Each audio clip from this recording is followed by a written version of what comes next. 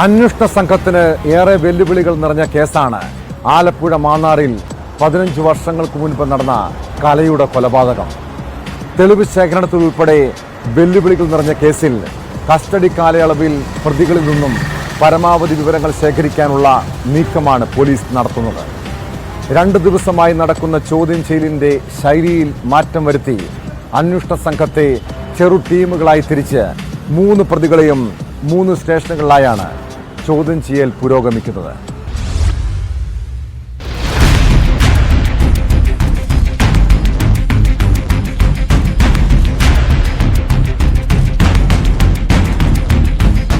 പ്രതികളുടെ കസ്റ്റഡി കാലാവധി 2 ദിവസം എത്തി നിൽക്കുമ്പോൾ അന്വേഷണ സംഘത്തിന് നിർണായക വിവരങ്ങൾ ലഭ്യമായതായാണ് സൂചന.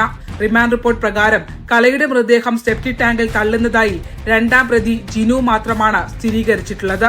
എന്നാൽ ചോദ്യം ചെയ്യലിൽ 3 പ്രതികളും ബോഡി മറവ് ചെയ്യാൻ ഉണ്ടായിരുന്നതായി അന്വേഷണ ഉദ്യോഗസ്ഥരോട് സമ്മതിച്ചു.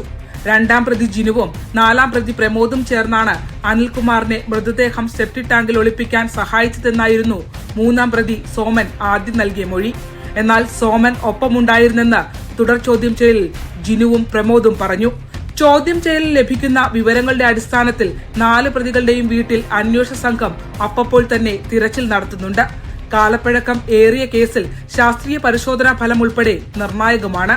തിരുവനന്തപുരം ഫോറൻസിക് ലാബിൽ അയച്ച സാമ്പിളുകളുടെ ഫലം വേഗത്തിലാക്കാനുള്ള ഇടപെടലുകളും ഒരു ഭാഗത്ത് നടക്കുന്നുണ്ട്.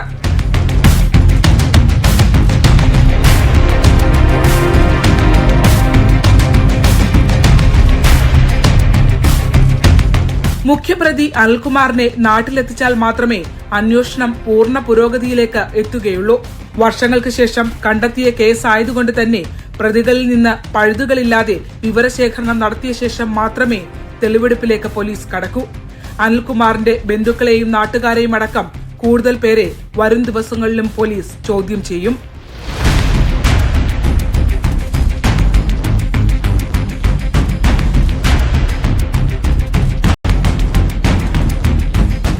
ന്യൂസ് 18 ആലപ്പുഴ.